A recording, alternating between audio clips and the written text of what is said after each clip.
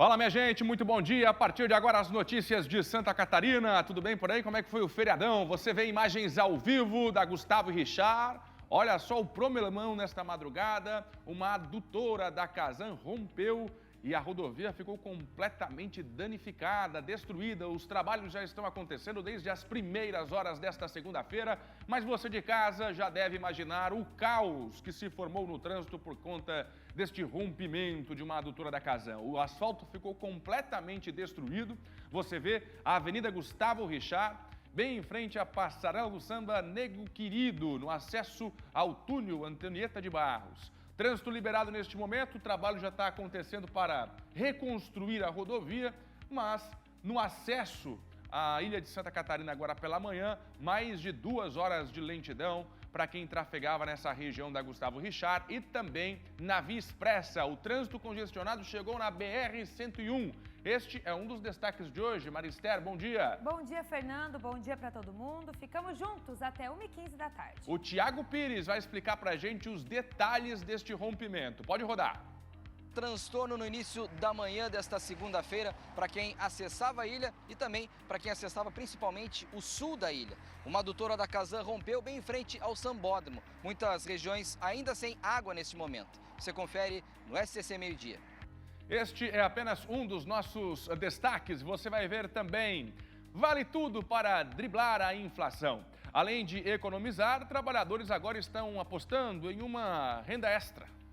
Faz algum tempo que, por exemplo, passar as compras no caixa está dando uma dor de cabeça. Com os produtos mais caros, os serviços também. O que você tem feito para driblar os preços? Tem economizado? Tem feito renda extra? A gente veio descobrir o porquê disso e o que os trabalhadores estão fazendo e te mostra hoje no SCC Meio Dia. E o movimento no entorno e dentro da Universidade Federal de Santa Catarina hoje está diferente. Durante 2 anos, a movimentação aqui na UFSC era pequena, por causa da pandemia. Agora não. Nesta segunda-feira, as aulas estão retornando. Por isso, a gente está vendo vários alunos espalhados pela instituição. Daqui a pouco, tudo sobre o primeiro dia nesse retorno de forma presencial das aulas na Universidade Federal de Santa Catarina. E hoje também tem reportagem sobre os vendedores nas sinaleiras. Está cada vez maior o número desses ambulantes, nesses locais. Desde a venda de morangos, brigadeiros, até apresentações para tentar garantir o sustento. A nossa equipe foi acompanhar a rotina deles e mostra daqui a pouquinho. Também tem a previsão do tempo para esse comecinho de semana. Estamos no ar, fique com a gente.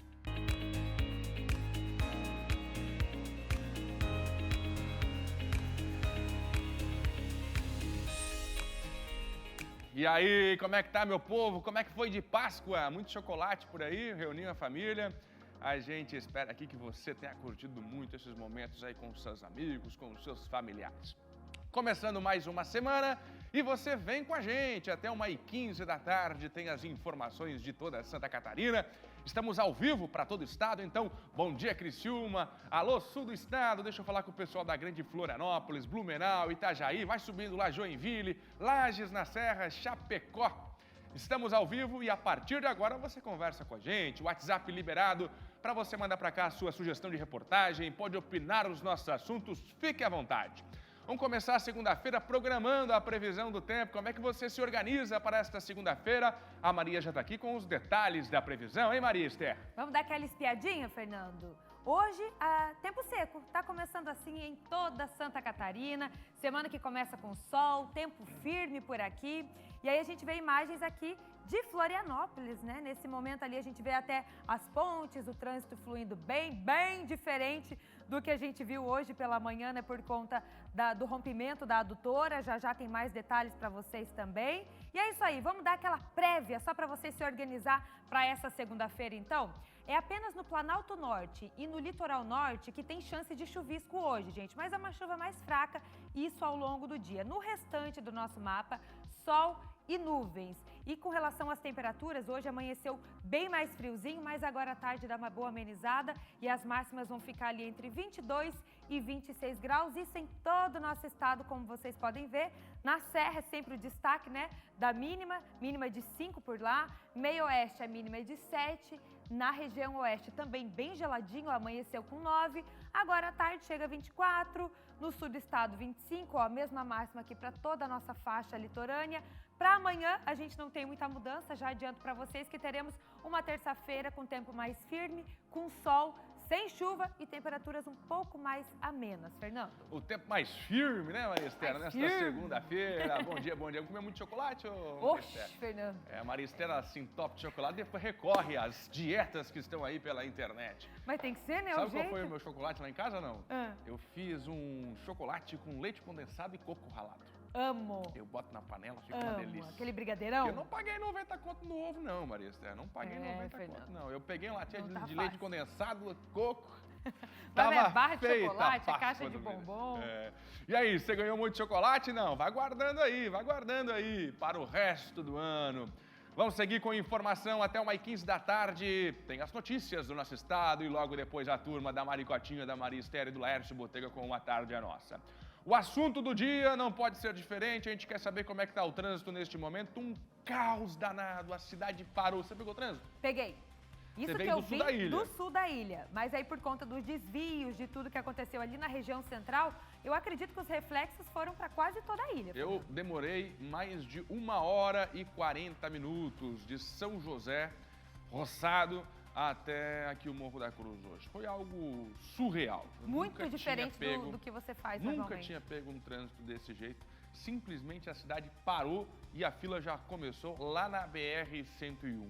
O que aconteceu, gente? 3 da manhã, pode trazer o Thiago para a tela, rompeu uma adutora gigante da Casan, que fica aqui na Gustavo Richard, bem na frente da passarela Nego Querido. Quem é de fora fica atrás da Assembleia Legislativa. O que aconteceu? Muita água por debaixo da terra acabou, destruindo todo o asfalto. Por conta disso, o trânsito precisou ser interditado assim que o dia amanheceu. E aí, Maria Esther, foi fila para tudo que é lado. Foi um caos, Fernando, e reflexos que sentiram, como o Fernando disse, no continente, na ilha, mas a gente precisa saber como é que está a situação agora no local. O problema já foi resolvido? Vamos lá então com o Thiago Pires para ele atualizar toda essa situação, hein, Thiago? Conta os detalhes pra gente. Bom dia. Bom dia, Marister. Bom dia, Fernando. Exatamente. Eu estou um pouco de dificuldade de ouvi-los aqui, até porque a movimentação é muito intensa aqui das obras. Mas, como disse, 3 horas da manhã aconteceu esse acidente, esse rompimento aqui desta adutora. E aí o transtorno foi muito grande na região, principalmente para quem estava acessando ou ouvindo do sul da ilha. Mas todas as adjacências, inclusive quem estava chegando na ilha, sofreu com esse transtorno. A Guarda Municipal ela foi acionada imediatamente, desde as primeiras horas da madrugada já estava aqui. Nós estivemos presentes aqui no meio da manhã, no início da manhã, melhor dizendo, para conhecer um pouco mais do que tinha acontecido. Conversamos com o Joel, que é o diretor de operações da Casan, o Joel Horstmann, que conversou conosco também sobre as possíveis causas do acidente, a questão do abastecimento da região, que 4.000 unidades ficaram sem abastecimento durante esse período, mas as notícias são boas nesse momento. Comigo aqui o Guarda Brasil, comandante da Guarda Municipal, que desde as primeiras horas da manhã, Brasil, já esteve presente solucionando aqueles transtornos do início da manhã, de uma volta de feriado e início de semana. Boa tarde. Sim, boa tarde. Realmente foi uma operação de guerra que foi montada aqui pela Prefeitura da capital, Conseguimos dar uma resposta para a sociedade no que tange aí a questão da mobilidade urbana, porque tivemos que fazer várias alterações de trânsito para tentar minimizar o máximo possível o impacto, Então, gostaríamos até de agradecer a população, os condutores dos veículos que estavam vindo para a ilha e conseguimos aí fazer essas alterações. Nesse momento, a Casan já finalizou toda a parte ali do conserto da adutora que tinha quebrado. Estamos acabando aqui, esperando as máquinas acabar de fazer o recolhimento de todo esse entulho, para que ainda nessa noite a gente comece a fazer toda a parte do recapeamento asfáltico. Brasil, nesse momento o trânsito em 2 faixas, é isso no local? Nesse momento está só em uma faixa, porque estamos aguardando a máquina acabar de fazer o nivelamento desse solo para que a gente possa abrir não 2 como estava antes, mas 3 pistas. Brasil, para a gente encerrar, hoje à noite a previsão é que comece o asfaltamento. O Guarda Municipal estará presente, também colaborando com o trânsito no local? Guarda Municipal estará aqui presente com a equipe da Prefeitura até que toda a obra seja finalizada. A ideia é que a previsão é que às 8 horas da noite comece o recapeamento asfáltico aqui dessa região e a Guarda Municipal estará aqui presente para auxiliar no que for preciso. Obrigado, comandante, pela sua participação conosco. Olha, Fernando, Marister, para vocês terem ideia, são 250 toneladas de asfalto que foram arrancadas, é bem isso, literalmente arrancadas para as obras neste local. A área, 1.600 metros, 100 por 16, foram retiradas os a parte do asfaltamento, né, recapeamento. Para vocês terem ideia, olha as pedras que estão aqui, Nereu, pedi para filmar, ó. São as pedras aqui que estão sendo recolhidas. Toda essa área, 100 metros por 16, será recapeado. Hoje à noite, começa às 8 horas da noite. A previsão, segundo o Joel Hartmann, é de que hoje mesmo termine. Mas se, por acaso, não conseguirem, né, terminar hoje, amanhã, às 8 da noite, continuará apenas para finalizar. Enfim, são mais de 30 pessoas envolvidas só da Casan. O Nereu, vou pedir para mostrar. Olha o que tem de viaturas, caminhões, carros, enfim, de toda a equipe que trabalha aqui desde as 3 horas da manhã. Então a gente sabe que foi um transtorno grande. 4.000 pessoas ficaram sem abastecimento por algumas horas, pouco tempo, já foi restabelecido, na verdade o serviço da adutora já foi feito e agora, é claro, é entregar de volta o asfalto para os usuários da via. Enfim, nós fizemos um VT que daqui a pouquinho vocês vão ter uma oportunidade, onde conversamos com o prefeito, conversamos com a Casan, conversamos inclusive também com o Comandante Brasil, porque foi uma força-tarefa, né? Foram algumas horas, transtorno sim, mas dentro de um tempo aí que a gente pode dizer foi curto, está tudo restabelecido e em breve, hoje ou amanhã, será entregue novamente esta faixa para a comunidade. Fernando, Marister, volto com vocês. Obrigada, Tiago, pelas informações. A gente vai seguir acompanhando e já vamos ouvir também, então, a Prefeitura e a Casan com relação a esse rompimento. Previsão de conclusão dos trabalhos, quando que o trânsito vai estar completamente liberado. É isso, gente, um acidente, a doutora rompeu, o trabalho ali foi rápido, bem verdade, está sendo feito, não tem muito o que culpar, não. O problema que aconteceu, o que a gente tem que cobrar é a agilidade, isso também está acontecendo. Agora, eu volto a trazer aqui uma discussão que não é de hoje que eu falo aqui no SCC Meio Dia. É necessário que haja um plano de contingência para a liberação do trânsito no momento em que fatos como este acontecem. A Hercílio Luz, por exemplo, fazendo duas mãos, a ponte Hercílio Luz fazendo duas mãos, libera todo mundo para entrar, a fila na 101, puxa uma pista da ponte que sai, da Colombo Salles, para entrar também, porque o trânsito ficou um caos. A Maria lembrava aqui, a galera dos voos, quem tinha consulta nos hospitais, travou tudo. E o plano de contingência? Libera essa Hercílio Luz, abre as duas pistas para entrar pela manhã, joga o trânsito para Colombo Salles, para também utilizar, são 4 pistas, para a saída de manhã, 2 são suficientes, entendeu? E o povo ficou travado, é necessário este momento. Bom, a gente vai agora para o sul do estado, Marister. Vamos conversar com o Kaique Goede. Uma ponte, gente, está interditada em Laguna por problemas de sustentação. E o Kaique está aqui para trazer os detalhes, então, dessa interdição. Bom dia para você, Kaique.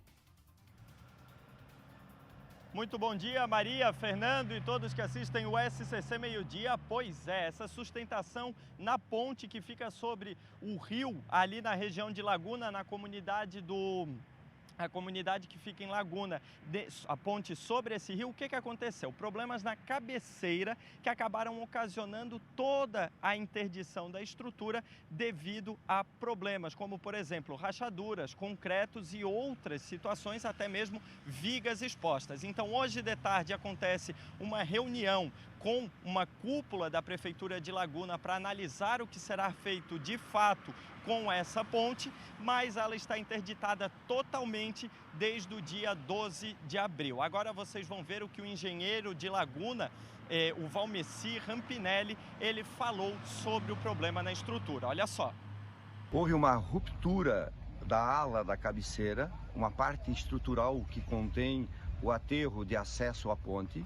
Uma dessas alas rompeu estruturalmente por conta da ação do tempo. E por esta razão houve deslocamento, um desmoronamento do aterro que dá acesso à ponte e tivemos que interditá-la integralmente. A estrutura, portanto, que fica sobre o rio Corredor, agora ela irá passar por todo um trabalho de reforma, manutenção, e o Valmecir ele também falou sobre o que será feito na sequência. Olha só. A solução nós estamos estudando e possivelmente esta semana daremos. Nós vamos recompor a ala, estruturá-la novamente e tensioná-la junto com a ala paralela a ela e em seguida liberaremos o tráfego. Portanto, agora resta aguardar para ver como vai ficar o resultado desta obra ali na comunidade de Campos Verdes, na região do Rio Corredor, em Laguna. Fernando, Maria, eu volto com vocês aí no estúdio. Muito bom, Kaique. Obrigada pelas informações, direto do sul do estado. 15 para o meio-dia, daqui a pouco o movimento na UFSC. A UFSC tá de volta, rapaz! Marister, vem me beliscar aqui. Vem me beliscar aqui que eu não tô acreditando nisso. A UFSC tá de volta. A nossa estrutura de universidade federal com as cabeças pensantes do país, não é mesmo? UFSC que ficou parada durante a pandemia. Tudo trabalho remoto. Trabalho para quem trabalha, estudo para quem estuda de forma remota. E a gente, contando aí com a participação da UFSC no enfrentamento à pandemia. E agora, depois de 2 anos, os nossos estudantes, depois de muita reivindicação, hein? Não venham dizer que não. Depois de muita reivindicação dos próprios estudantes, as aulas presenciais estão de volta. Diversas regras, por exemplo, na UFSC vai ter que usar máscara, viu? Uma das regras por lá. Já já eu vou mostrar tudo pra você, porque o Cleiton Ramos foi lá ver como é que tá a manutenção, não é mesmo? Semana passada a gente mostrou aqui, o matagal tomando sol, aí começaram a cortar. E agora a gente vai entender como é que está sendo este retorno dos estudantes da Universidade Federal de Santa Catarina. Mas agora, vem comigo aqui. Um turista está desaparecido depois de escorregar e cair no mar na praia da Enseada, em São Francisco do Sul. Foi lá na região norte do estado. As buscas estão acontecendo e o nosso Valdir Bezerra está comigo ao vivo para contar todos os detalhes. Um turista acabou caindo na água. Bezerra, as buscas ainda estão acontecendo? Bom dia. Muito bom dia, Fernando. Estão sim, Fernando, desde que aconteceu essa queda ontem, por volta das 3h30 da tarde do domingo, esse homem de 35 anos, que segundo as informações que nos foram passadas, seria de São José dos Pinhais, estado do Paraná, tinha uma casa, aliás, tem uma casa em São Francisco do Sul e estava ali. Quando foi nesse local que já é conhecido, outras vezes, você deve estar lembrado, nós já noticiamos também fatos semelhantes ali no Morro da Enseada, onde pessoas já acabaram caindo. Dessa vez, esse senhor também, ele escorregou, caiu no mar e foi arrastado pelas águas. As buscas foram iniciadas ontem mesmo, após ele ter caído nas águas. O Corpo de Bombeiros Voluntários deram ali, deu o primeiro atendimento com apoio do helicóptero Águia da Polícia Militar, só que infelizmente não localizaram nada nesse primeiro momento. Hoje de manhã as buscas foram retomadas, já que ontem, no finalzinho da tarde, por causa até da visibilidade ser pouca, a maré também agitada, os trabalhos foram interrompidos e retomados na manhã de hoje. Nós entramos em contato agora há pouco, cerca de 10 minutos, com o Corpo de Bombeiros Militar de São Francisco do Sul e nós fomos informados que as buscas estão em andamento, mas infelizmente até o momento ainda este homem, esse turista aí de 35 anos, ainda não foi localizado. A esperança, é claro, da família de todos nós, Fernando, é que esse homem seja localizado com vida, Mas a gente sabe que é muito difícil, é o local em que ele acabou caindo ali, um local realmente muito perigoso ali no Morro da Enseada, em São Francisco do Sul, onde já ocorreram inclusive outros desastres, e a polícia, com apoio aí do Falcão 1 e também os bombeiros militares, estão nesse momento vasculhando toda a área, toda a região ali, na tentativa de localizar esse turista de 35 anos. A esperança é que ele seja resgatado com vida, Fernando? Eu volto com você. Grande Bezerra, obrigado pela informação, o trabalho de buscas por este turista que desapareceu lá em São Chico. Vem comigo na informação. A Morgana está posicionando para conversar já com um especialista sobre o corredor exclusivo. Ai, lá vem essa história tudo de novo. O corredor exclusivo. Ai, o povo não. De novo. O corredor exclusivo para ônibus, rapaz, na Universidade Federal de Santa Catarina. Ih, lá vem tudo de novo essa história. Será que agora vai? Será que vai? Tem que ser assim, porque o povo está cansado de ouvir história e promessa. Começaram a construir o corredor exclusivo. Tu já viu ali, Dinei Pacheco? Ali na região da UFSC, ali na Dona Benta, tem um trilho para o ônibus ali, de concreto, era o corredor exclusivo. Fizeram um trechinho daqui ali, ó. O meu estúdio é maior, um trechinho que fizeram lá, né? O tal do BRT, corredor exclusivo, agora vai. Ali na frente da casa do governador, quebraram uns barranquinhos ali, fizeram mais um trecho, né? Era um corredor exclusivo. Essa história é da época do César Souza que começaram a fazer, você lembra não? Do Júnior, César Souza Júnior, já faz quanto tempo? Já passou Jean uma vez, já passou Jean reeleito, né? Agora mais um ano do segundo mandato do prefeito Jean. Jean já renunciou, já tem prefeito novo e até agora nada. Será que desta vez vai? O que você pensa sobre isso? Vai respondendo no WhatsApp do SBT, hein? Mas fala a verdade, fala a verdade. O que você pensa sobre isso? Fernando, por que você está sendo irônico? Porque é a grande solução para o trânsito de Florianópolis colocar o ônibus no corredor exclusivo, tira da fila, o que vai acontecer? O povo vai ter vontade de andar de ônibus, porque o ônibus chega mais rápido. Mas não, continua o ônibus preso na fila, né? E o povo tirando o carro da garagem. E a promessa tá aí. Agora o povo sabe que tem que ser. O pessoal lá da mobilidade urbana sabe da importância. Não faz, não sei porquê. Mas daqui a pouco a gente vai entender se desta vez vai. E a gente tá na torcida aqui, viu? Ontem foi registrado um homicídio no bairro Velha Central, em Blumenau. Uma mulher é a principal suspeita de ter matado o marido. A Suelen Skels está chegando comigo com os detalhes da informação. Matou por quê, hein, ô Suelen? Bom dia. Olá, bom dia a todos. Isso mesmo, essa mulher, o advogado da família dessa mulher, dessa suspeita de 30 anos, ele informou à polícia que o casal teria discutido na noite do último sábado. E aí a mulher golpeou o marido com uma faca para tentar se defender. É isso que o advogado dessa suspeita informou à polícia. A vítima, então, é um homem de 39 anos que foi identificado como Rafael Fuggi. O crime teria acontecido, então, na noite do último sábado, em um apartamento no bairro Velha Central, lá em Blumenau. O corpo ele permaneceu no local até a manhã de domingo com a chegada das equipes da polícia. O IGP ele foi acionado para a perícia do local e a faca utilizada no crime não foi encontrada até o momento. O corpo foi encaminhado ao IML e a Polícia Militar fez um boletim de ocorrência, mas agora as investigações devem ficar a cargo da Polícia Civil.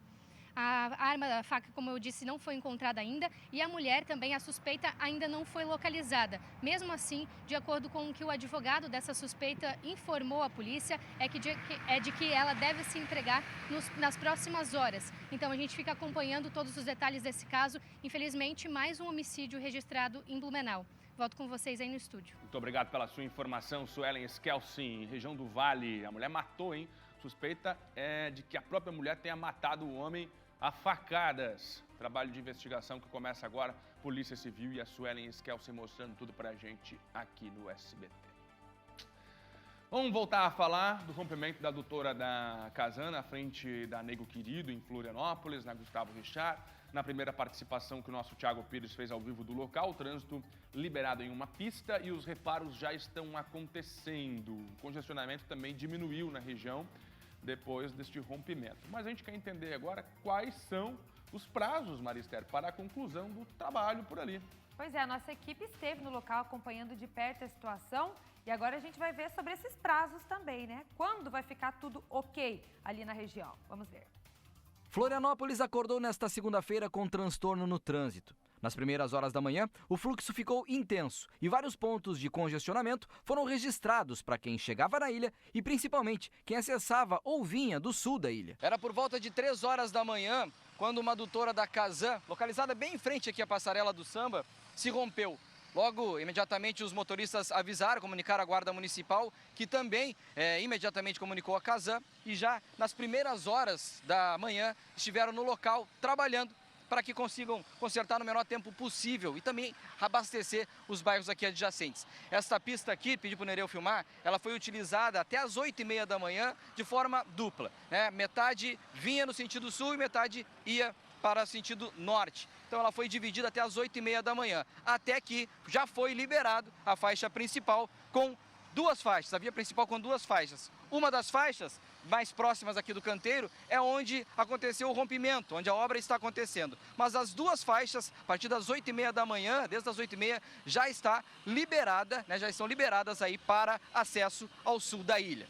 E assim que a nossa viatura conseguiu analisar o problema, já fez contato com a Casan, os técnicos da Casan já vieram rapidamente aqui verificar o que tinha acontecido e a Guarda Municipal começou a fazer toda a manobra de transformação no centro aqui, na chegada da ilha, porque requer uma estrutura muito grande, né, muitos riscos, né, então tem que ser feito tudo com muita segurança. Graças a Deus não tivemos nenhum transtorno, né, tudo transcorreu aí normalmente.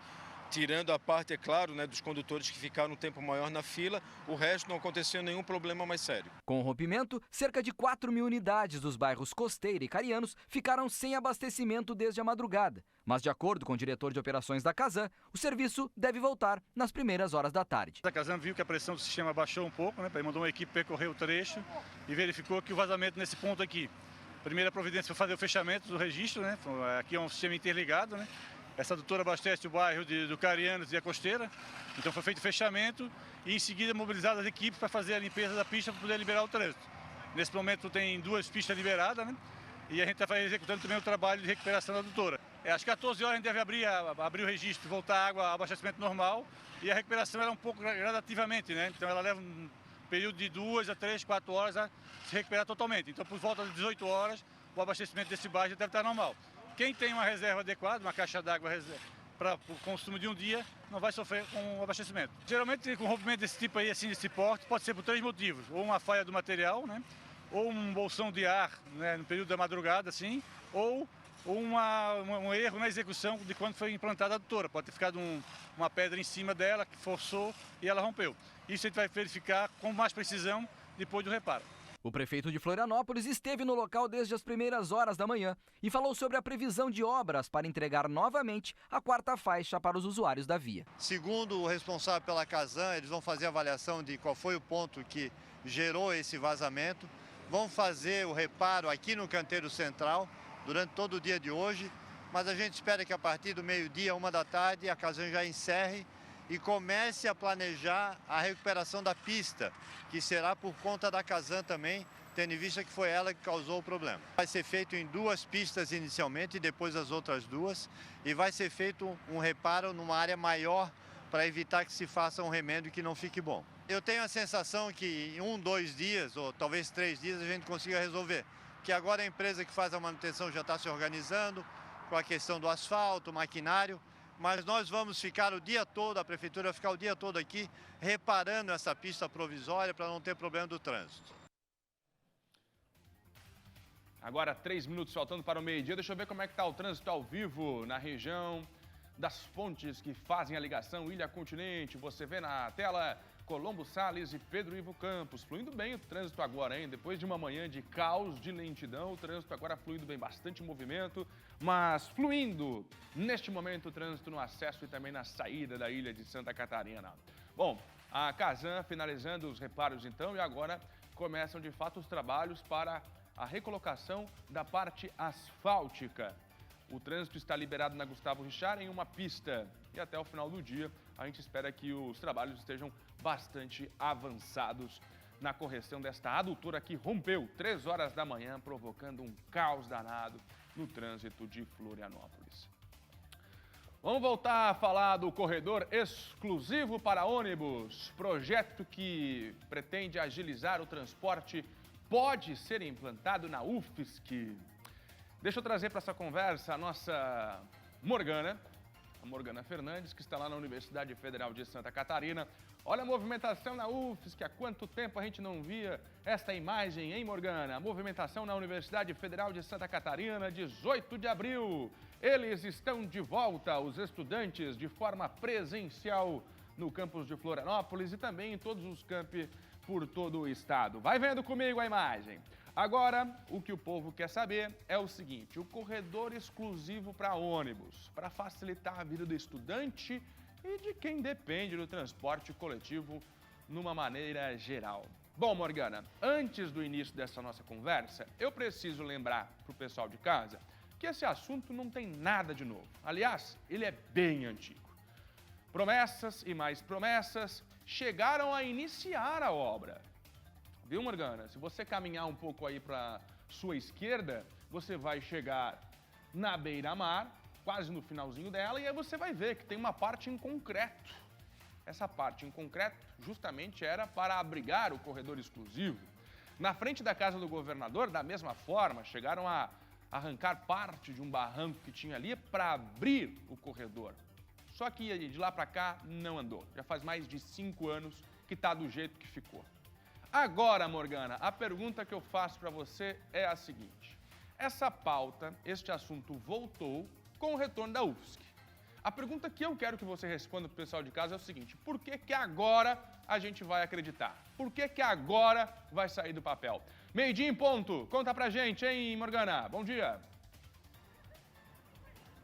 Oi, Fernando, bom dia para quem está nos acompanhando. Olha, agora parece que já tem data até para começar, dia 25 de abril agora, já devem começar os testes aqui desse corredor de ônibus na UFSC. Mas como você observou logo no começo, tem bastante gente por aqui com o retorno das aulas presenciais, muita gente passando, indo e voltando e consequentemente também bastante trânsito de veículos, motocicletas, de motociclistas aos arredores aqui do campus Trindade. E pensando em toda essa movimentação que retorna agora, né, com as aulas presenciais da graduação, a UFSC e também a Prefeitura estão buscando algumas alternativas de mobilidade. Porque quem passa aqui pela UFSC em dias que o funcionamento está normal, como hoje, agora que voltou, né, as aulas presenciais, quem acessa a universidade ou mora aqui perto sabe que o trânsito fica bastante complicado com toda essa movimentação. Mas agora parece que vamos ter sim um corredor de ônibus exclusivo aqui dentro da universidade. Mas para explicar para a gente como que isso vai acontecer e quando, se vai acontecer de fato, vou conversar com a diretora de projetos e executivos, a Júlia Secom, da Prefeitura. Júlia, agora vai ter realmente corredor de ônibus aqui dentro da universidade. Como que vai funcionar isso? Bom dia. Bom dia para todo mundo.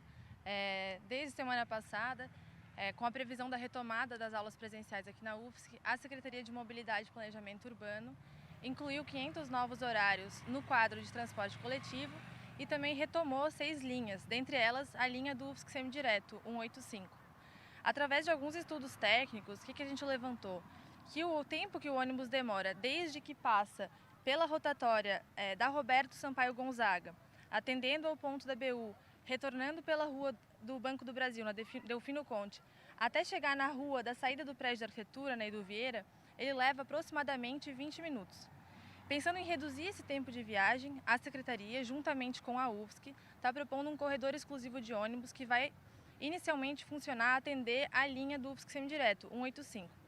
Qual é a proposta? A proposta é que o ônibus possa, na Roberto Sampaio Gonzaga, passando pelo ponto da BU, entrar pela Praça da Cidadania, aqui onde nós estamos, percorrendo aqui essa rua já existente, passando pela frente do Centro de Cultura e Eventos e saindo diretamente na frente da rua do prédio de arquitetura. Com essa economia de tempo, a gente tanto reduziria o tempo de viagem do usuário de transporte coletivo que está utilizando a linha e também possibilitaria ampliar ainda mais o quadro de horários, né, atendendo melhor a demanda de quem precisa da linha do UFSC Semidireto. Bom, hoje o ônibus da Carvoeira, por exemplo, ele chega a entrar aqui na universidade, né? Quais são os ônibus que vão fazer esse trajeto aqui dentro da universidade? Inicialmente, o corredor ele funcionaria só para o UFSC Semidireto, que é uma linha que está sendo retomada agora, com alta demanda, e estaria numa fase de teste, né? Então, com baixo investimento, com recursos de sinalização viária, pintura, para que a gente pudesse realmente fazer o levantamento de qual o ganho que nós vamos ter com essa implementação do corredor exclusivo. A médio e longo prazo, a gente estudaria com certeza a implementação de soluções semelhantes, buscando priorizar o transporte coletivo de outras linhas também. Bom, para o pessoal que passa aqui pela universidade não estranhar, agora a partir do dia 25, então já começam esses testes, né? Qual que é o período de teste para depois realmente ver se vai ficar efetivo esse corredor aqui dentro da universidade? Esse período de teste, ele funciona para a gente ver como que a solução ela vai atualizar a dinâmica do transporte, né? Então, o que isso vai significar em questão de tempo de deslocamento da linha do transporte coletivo, quantos novos horários que a gente vai conseguir implementar. Essa iniciativa funcionando bem, ela se mantém e ela vai ganhando corpo, né? Então ela vai se consolidando através de outros equipamentos que fortalecem a infraestrutura do transporte coletivo, como pontos de ônibus, sinalizações mais efetivas. Então a ideia é que um período de teste que pode durar aí de 2 a 4 semanas, a gente perceba quais as consequências para efetivar ou não essa solução. Bom, antes da gente finalizar, queria só te perguntar, né? Essa história de corredor de ônibus não é de hoje em Florianópolis, né? Há alguns anos a gente teve aquela situação do BRT Florianópolis. Como que anda esse projeto aqui também no final do Córrego Grande, pela beira-mar, que dá acesso ao shopping, a UFSC, que também tem uma obra ali. Como que está essa obra, como é que está esse projeto de corredores em Florianópolis? Sim, justamente. O projeto de BRT, ele segue exatamente o conceito desse corredor exclusivo de ônibus que a gente vai começar implementando aqui. A diferença é que o BRT é um projeto de infraestrutura urbana muito maior, que envolve muito mais recursos e investimentos, e ele segue na pauta da Secretaria de Mobilidade como uma das principais obras, uma das principais intenções da Secretaria, assim como da Prefeitura. E aí ele está em fase de ser em vias de ser implementado, mas mais para frente, quando a gente tiver atualizações a respeito desses outros investimentos. Vai lembrar que o corredor exclusivo, assim como outros corredores que estão sendo implantados ao redor da cidade, eles servem justamente para dar força para essas pautas, para projetos como o BRT, né, como uma fase tática e experimental que antecede esses projetos maiores. Perfeito. Obrigada pelas informações, Júlia. Então, a partir agora do dia 25, os testes com o corredor de ônibus funcionando aqui dentro da universidade. E essa situação dos corredores de ônibus em Florianópolis, como você tinha comentado, Fernando, a gente continua acompanhando porque a Júlia nos respondeu, né, que continua aí em estudos essa situação, Fernando. Na verdade, o que a gente está vendo aqui, né, Morgana, você pode me corrigir aí se eu estiver errado, é um novo trajeto para o ônibus que passa pela UFSC. Vamos lá, vai cortar caminho por dentro da UFSC, viu? Não é que ele vai ter um espaço exclusivo para ele no trânsito tradicional. Não, ele vai cortar caminho por dentro da UFSC. É isso, Morgana? A pergunta que eu faço, é para todo mundo ou é só para estudante? Exatamente, Fernando. É para os estudantes, né? É para esse acesso dentro da universidade. Nessa via aqui que já existe, ela já é usada, mas agora ela vai passar a ser liberada para o transporte coletivo, então, que faz o transporte dos estudantes. Esse corredor de ônibus é mesmo para a UFSC, para os estudantes, para os professores, para quem usa a universidade. Aquele projeto de alguns anos atrás, mesmo de corredor de ônibus dentro da cidade, aí é outro projeto que ainda continua em estudo. Então, o ônibus, até chegar na UFSC, ele continua trancado no meio do trânsito normal lá. É isso? Confirma com a nossa entrevistada aí. O corredor exclusivo na beira-mar, enfim, na Desembargador. O ônibus, até ele chegar aqui dentro da universidade, aqui aos arredores, muda alguma coisa na mobilidade dele ou é mesmo essa agilidade no trajeto chegando só dentro da UFSC e saindo de dentro da UFSC? Inicialmente, essa proposta, como ela envolve diretamente a demanda da UFSC, ela está sendo estudada bem em conjunto com a UFSC, com a universidade, ela é bem pontual mesmo. Então, é uma tática de intervenção mínima, né, com baixo recurso, com baixo impacto também para os usuários da linha, que ela é uma tentativa de melhorar, os esforços para melhorar a operacionalização, o funcionamento, a qualidade do transporte coletivo, né, para quem usa essa linha. Outras melhorias estão concomitantemente sendo estudadas pela Secretaria, mas essa proposta se trata realmente desse percurso aqui, desse recorte que a gente comentou. Obrigada, Júlia. Então, a gente continua acompanhando, né, bem de pertinho essa situação. Fernando, Maria, volto com vocês. Obrigado, Morgana. Agradece a Júlia também, que foi lá explicar tudo pra gente. E é isso. Você quer mudar o trânsito sem muitos investimentos? Né, ter essas sacadas, essas ideias que Florianópolis deu exemplo, né? Coisa simples, você muda daqui para lá, você fecha uma sinaleira, você faz o ônibus cortar por dentro da UFSC, onde existe uma estrutura, e aí você já sente reflexos no trânsito.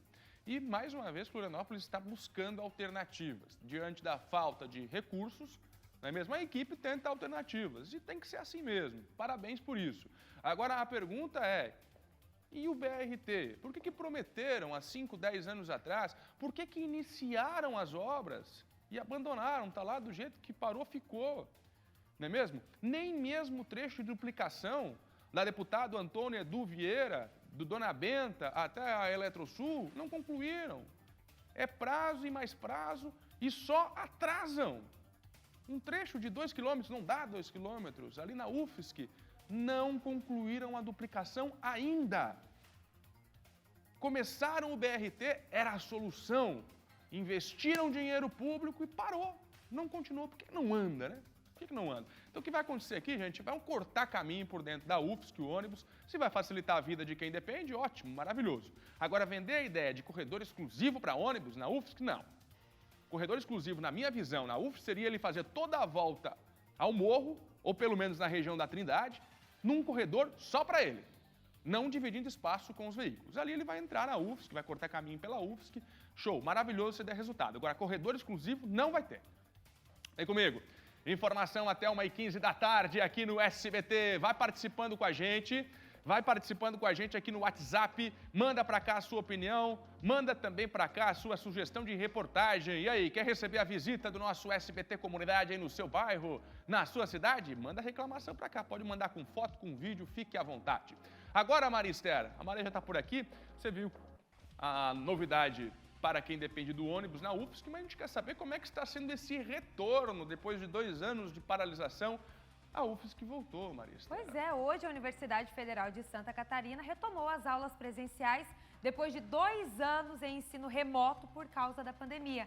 Agora os veteranos, os calouros voltam a circular pela UFSC e também pelos arredores, por isso essa movimentação, né, Fernando? Bom para o comércio, não é mesmo? O Cleiton Ramos foi acompanhar a movimentação deste primeiro dia e mostra pra gente. Volta às aulas de forma presencial na Universidade Federal de Santa Catarina. Aproximadamente 35 mil alunos vão marcar presença aqui no local após esse período da pandemia. Eu estou aqui ao lado de 2 alunas, qual é o seu nome? Bibiane. Bibiane, e o seu? Marcela. Marcela, claro que vocês estão, né, entrando pela primeira vez, mas em uma instituição que ficou fechada depois de muito tempo por conta da pandemia. Eu acredito que iniciar esse processo, né, da graduação e da faculdade, uma nova etapa é algo muito bom. E voltar junto com a UFSC, com os outros cursos que ainda estão iniciando, o pessoal que entrou durante a pandemia também, é o primeiro dia, eu fico muito feliz e eu acho que é uma experiência nova, uma experiência muito boa. Eu estou muito feliz, né, retornar, poder ver meus amigos, ter aula presencial, enfim. O que tu acha das recomendações? Por exemplo, eu estou vendo seus amigos aqui, qual é o teu nome? Gustavo, ele não está de máscara, as amigas estão de máscara, mas sempre presente com a máscara ali. Na sala de aula é obrigatório. O que tu acha dessas determinações? Eu acho que ainda é necessário, né, por mais um tempo, até para evitar que o Covid volte com mais intensidade e a gente perca o presencial. De felicidade, de poder retornar, ver meus amigos. O convívio, né? Isso é importante. Tu sentiu que de forma remota foi diferente? Tu perdeu um pouco ou ganhou? Como é que foi na tua visão? Foi diferente. Com certeza eu acho que eu mais perdi do que ganhei. Ansiedade muito grande por parte dos alunos e também da própria UFSC. A gente vai falar agora com o professor Áureo de Moraes, que é chefe de gabinete da reitoria. 2 anos e os alunos retornando. Qual o sentimento do senhor também em relação a essa movimentação? A gente percebe, né, que o campus já está sendo tomado novamente. Bom, inicialmente eu acho que é uma grande satisfação a gente poder retornar e trazer vida à instituição, né? Não que nós não tivéssemos vivos, né? A universidade não parou esse tempo todo, ela ajustou suas rotinas, seus procedimentos, seu trabalho na forma remota e o ensino não escapou disso. E o comércio?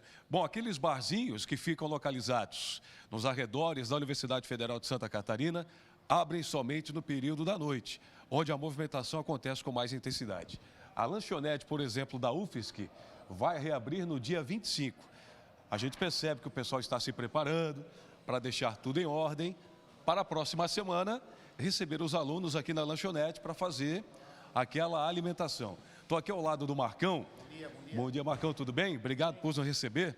Ele que já tinha lanchonete antes da pandemia e agora também acredito, né? Estou vendo o pessoal aqui empolgado, dando aquele trato para essa reabertura no dia 25. Sim, estamos reabrindo aí dia 25, com muita expectativa aí, depois de 2 anos parados aí, a universidade retomando as suas atividades, contratando agora o pessoal aí, organizando máquina de cartão, com fiscal, para poder voltar com força total. A expectativa aqui é grande e vamos ver se os professores vão nos orientar, ver como que devemos agir após essa pandemia, com relação à alimentação, à questão higiênica, e vamos voltar com força total, se Deus quiser. Agora a gente sabe que quando as aulas retornam, esse trânsito fica bastante complicado, principalmente nesse trecho aqui, ó, onde você está vendo aí. Pois é, rapaz, o cenário agora está tranquilo, porque ainda não é o horário considerado de pico, aquele horário de saída dos alunos. Mas eu estou ao lado da Guarda Municipal de Florianópolis, do comandante, o Guarda Brasil, da nossa Guarda Municipal, Como é que vai ser aqui? Aquele procedimento normal, depois de 2 anos, né? Vai ter um monitoramento? Como é que vai ser feito, hein, comandante? Olá, a Guarda Municipal vai acompanhar, na medida do possível, né, principalmente os horários de pico aqui das aulas da Universidade Federal, a entrada e saída. Agora a gente pede, né, que a população também coopere, né? Tem um pouco de flexibilidade, um pouco de paciência. Toda entrada e saída de colégio sempre gera um certo transtorno na mobilidade urbana aqui do local. Essa obra que está sendo feita ali, filma lá, ô Dionei. Ali 3 empresas, né, inclusive já foi noticiado aqui na programação do SCC SBT, acabaram não continuando, mas parece que agora recebemos a informação que uma empresa vai tocar o projeto. Quando essa duplicação sair, o quanto que isso vai ajudar na mobilidade aqui da capital, principalmente nas proximidades da Universidade Federal? Com certeza torcemos muito, né, que essa obra realmente finalize o mais rápido possível, que toda essa região aqui do Pantanal, toda a região aqui da Carvoeira, com essa duplicação vai melhorar muito, principalmente por conta de termos aqui uma faculdade federal que tem muitos alunos estudando. Ganha o motorista e ganha o aluno também, né? Ganha o motorista, ganha o aluno e principalmente a população, né? Muita gente que vive aqui no entorno vai conseguir ter muito mais qualidade de vida no trânsito. E um pouquinho de menos dor de cabeça para a Guarda Municipal. Também, se ajuda bastante. Só falta fazer agora. Só falta concluir a duplicação ali na deputado Antônio Edu Vieira. Mais de 4 prazos que não foram vencidos, que não foram honrados.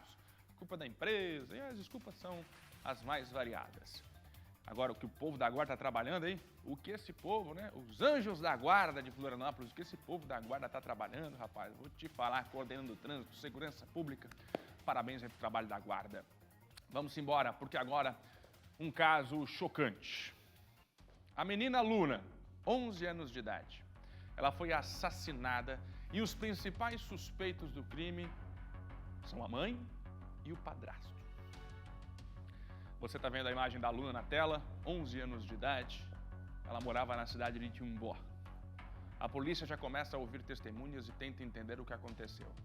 Como a garotinha de 11 anos foi assassinada e por que a mãe dela, a própria mãe, é colocada como a principal suspeita do crime.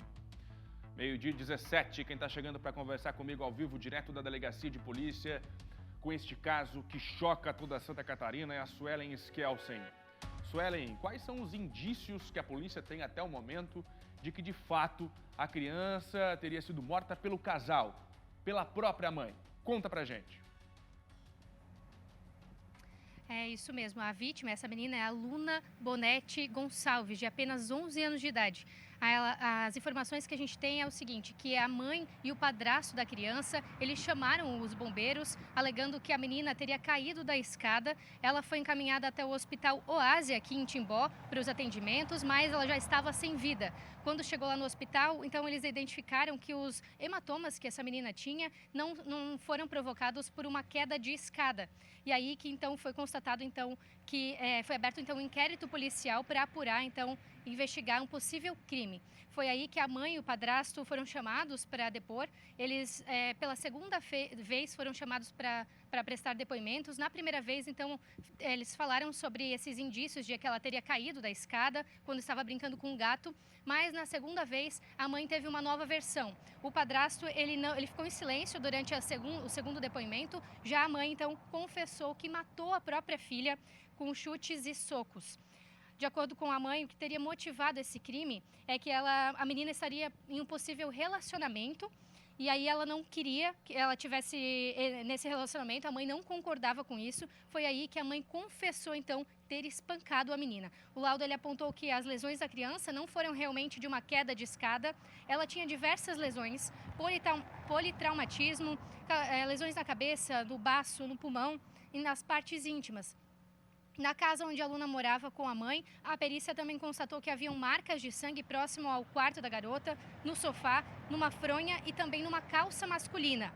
A mãe e o padrasto eles tiveram a prisão de 30 dias decretada na tarde da última sexta-feira e na tarde de hoje vai acontecer aqui na Delegacia de Polícia de Timbó uma coletiva de imprensa para informar os detalhes, né, sobre essa investigação desse possível crime. Mas a mãe já confessou, então, ter matado a menina. E a gente segue acompanhando, lembrando que essa mulher ela tem mais 2 filhos. Uma menina de 11 anos, que foi entregue ao pai biológico, e mais uma criança, um menino de 9 meses, que ficou aos cuidados do Conselho Tutelar. A gente segue acompanhando todos os detalhes desse crime e a gente segue também acompanhando hoje à tarde na coletiva de imprensa, logo mais a polícia passando os detalhes então sobre esse crime bárbaro aqui na cidade de Timbó, no Médio Vale do Itajaí. Volto com vocês aí no estúdio. Eu fico imaginando que a cidade inteira está consternada neste momento, né? Ô Suelen, como é que você encontrou a cidade de Timbó agora pela manhã? A mãe confessou ter matado a própria filha, espancada, chutes e socos. Como é que você encontrou a cidade aí? O que você ouve falar pela cidade, hein, Suelen? Pois é, a gente chegou agora há pouco na cidade. Por enquanto, os moradores ainda não... Ninguém parou aqui para falar com a gente. A delegacia de polícia, ela abriu agora há pouquinho, ao meio-dia. E os delegados, está todo mundo muito impressionado aqui na região, mesmo com esse crime bárbaro, né? Ainda mais com essa segunda versão do depoimento, onde a mãe confessa, então, ter matado a menina. É um crime bárbaro, mas ainda que seguem investigações. A polícia vai passar todos os detalhes na tarde de hoje. A gente segue acompanhando, mas todo mundo muito chocado por aqui. Ainda a gente não teve ninguém que passou por aqui conversando com a gente sobre isso, que a gente chegou agora há pouco, mas a gente segue acompanhando durante a tarde, porque tem muito para se falar ainda sobre os detalhes desse crime. Fernando. O casal foi levado para onde, hein? A prisão de 30 dias neste momento. Mãe e namorado estão presos onde? Eles estão aqui na delegacia em Timbó ainda, 30 dias decretada a prisão, então, mas aí deve ser avaliado, então, depois dessas investigações. E na tarde de hoje, possivelmente, a gente deve ter alguma resposta, né? Se eles vão ter, então, a prisão definitiva, a prisão preventiva decretada ou não. Obrigado, Sueli, pelas informações. Você vê ali ao fundo a delegacia de polícia de Timbó. E algo inexplicável, né, gente? A menina estaria tendo um relacionamento e esse foi o grave motivo para a mãe espancá-la até a morte. A aluna de 11 anos de idade. O caso aconteceu em Timbó, 3 da tarde, tem uma entrevista coletiva. Você está vendo a garotinha que foi espancada. Inicialmente, depois da morte confirmada, mãe e padrasto dizem o seguinte: ela caiu da escada, estava brincando com o gato e acabou se ferindo. A polícia, rapidamente, esperta do jeito que é, falou: não, isso daí não é ferimento de quem despencou da escada. A menina está com politraumatismo, com ferimentos em diversas partes do corpo. E aí foi rápido para a polícia conseguir arrancar a confissão da mãe. Naquele momento, a polícia já tinha detalhes de que a garota não sofreu um acidente, sim, ela havia sido morta, espancada até a morte. O que chocou a todos foi que as agressões partiram da própria mãe. 12h22, vamos ficar de olho nesse caso. Uma sem coração como essa, só resta a ela agora apodrecer na cadeia, caso tudo venha a se confirmar. Mas já confessou.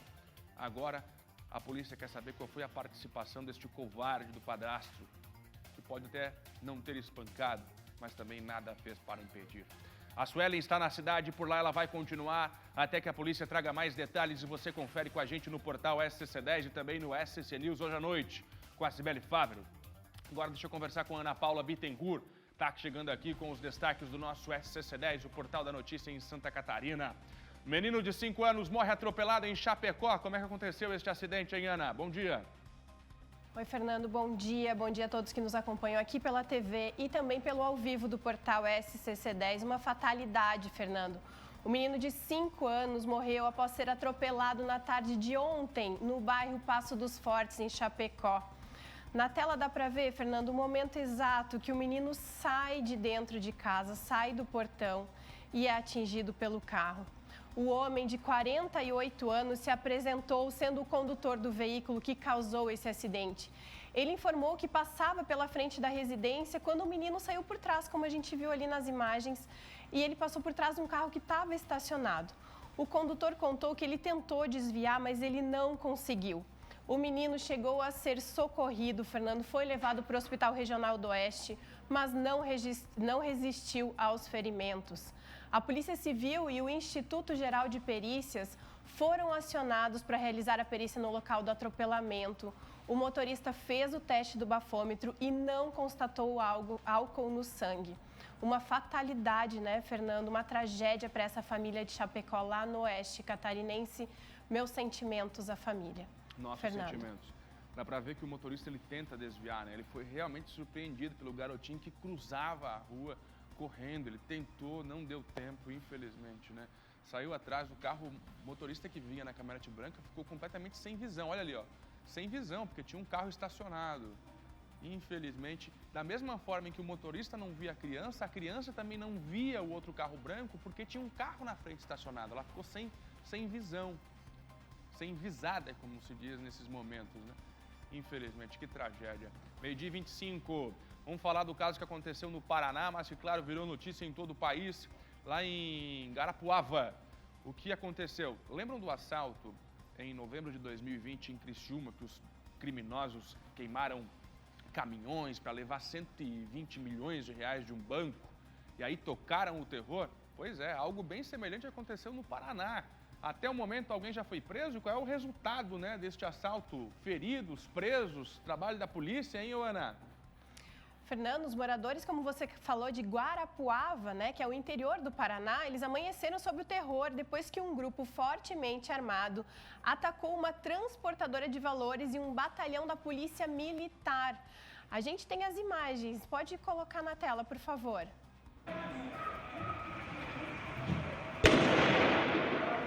Olha o barulho dos tiros, Fernando. Imagina o terror na cidade, que é uma cidade pequena, a cidade de Guarapuava, no interior do Paraná. O bando, Fernando, disparou contra os policiais e ateou fogo em veículos para impedir a saída dos PMs. Pelo menos 2 automóveis foram abandonados pelos assaltantes. Esses automóveis e algumas armas já foram localizadas no interior lá do Paraná. Eles teriam fugido para o oeste do Paraná. Aí tem as imagens também, Fernando, tá vendo aí na tela? De fogo que foi colocado em veículos. 2 policiais ficaram feridos no confronto e foram internados em estado grave. Como eles teriam fugido para cidades vizinhas, né, sentido norte, as forças de segurança do Paraná estão atuando nesse momento e nós recebemos há pouco imagens, então, de armas e carros abandonados em meio à plantação lá no Paraná.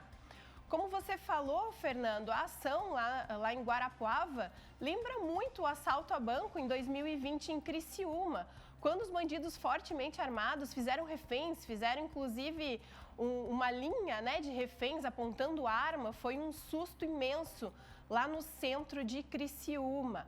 Justamente por essa semelhança é que a polícia daqui de Santa Catarina, a Polícia Civil do Estado, está apoiando nas investigações lá no Paraná por meio da Delegacia de Roubos e Antissequestro da DEIC, segundo nos informou o delegado Anselmo Cruz.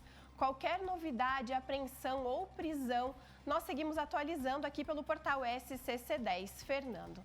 12h27, para fechar rapidinho aqui, temos 30 segundos. Fim da emergência pública para a Covid-19. O mapa está todo no azul, né, Ana? Todinho azul, Santa Catarina, Fernando. Então, o Ministério da Saúde, agora, o Marcelo Queiroga, o ministro, né, anunciou o fim da emergência pública da Covid-19. Ele informou que será editado um ato normativo nos próximos dias. Segundo ele, o fim da emergência pública só foi possível pela melhora no cenário epidemiológico, aqui em Santa Catarina, o quadro todo azul, a ampla cobertura vacinal da população e a capacidade de assistência do SUS. Fernando. Obrigado, Ana. Coloca de novo aquela imagem do site aqui rapidinho. Olha aí, ó. scc10.com.br. Você tá vendo? Tá bonita a Cibele nessa foto lá do Silvio ali, né? Oi, mas já. Olha aí a Cibele. Ah, embaixo tem ela, ó lá, ó. Olha lá a bonitona lá. Obrigado, Ana. Deixa no ar aí, deixa no ar. Olha lá a bonitona lá. SCC meio-dia. Sabe quem não tô vendo aí, não? Eu não tô vendo, não. Mas olha, Fernando. Tá só as mulheres. É só entrar no scc10.com.br que você tá na cara do gol ali, ó. Tão você chique tá esses lá dois, na entrada do nosso site, então, Fernando. Tá bom. Vamos lá. Quem tem aquele livro guardado em casa, que já leu várias vezes? Você tem, Maria Esther? Eu tenho, Fernando. Eu gosto de ler, mas aí eu gosto de passar pra frente também, ou trocar com os amigos. Tem que passar, né? Livro guardado não faz sentido Não vai nenhum. ficando lá no cantinho, né? Vocês aí em casa, vocês têm isso também? Os livros que leem, às vezes fica lá guardado, ninguém usa pra nada, fica jogado num canto. Olha, em Criciúma está acontecendo uma campanha de arrecadação de livros para um projeto que incentiva a leitura nos centros de referência de assistência social do município.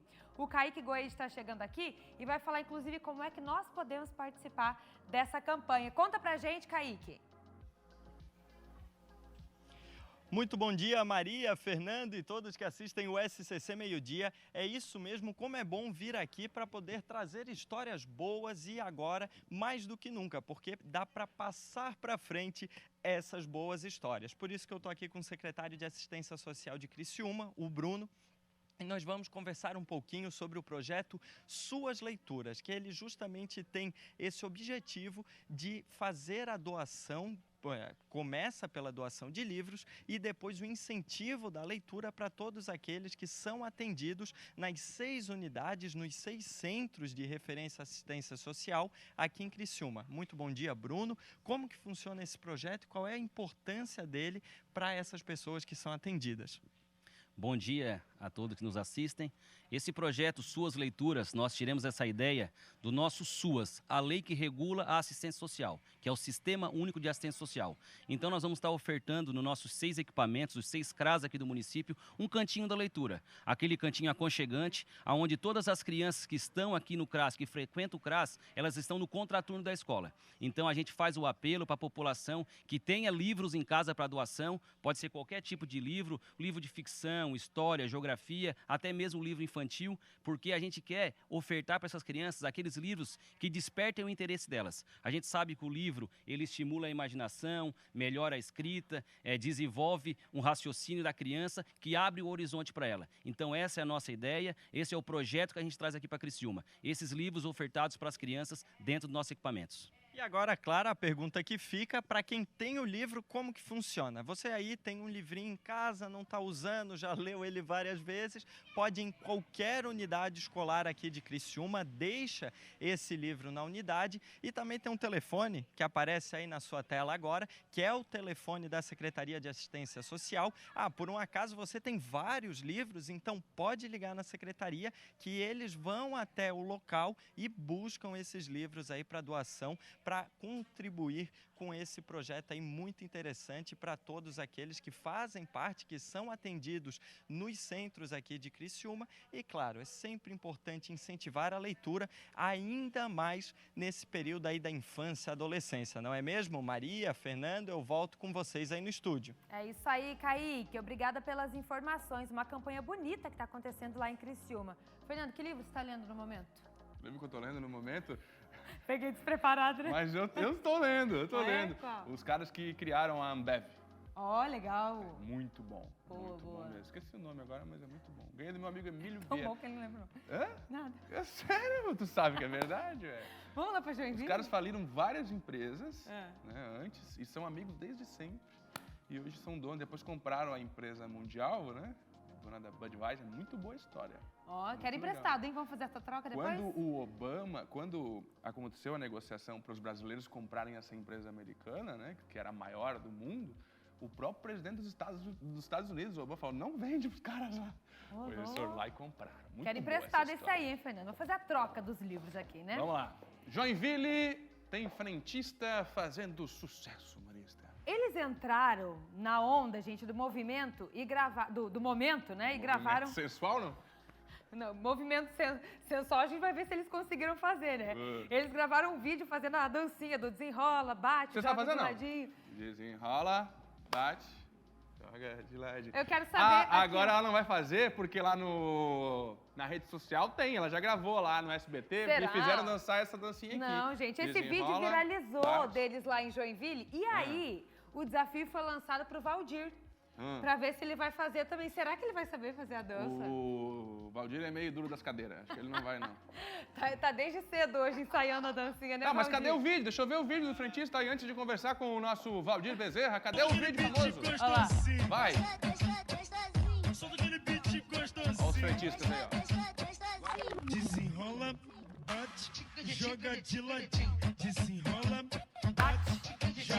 ladinho.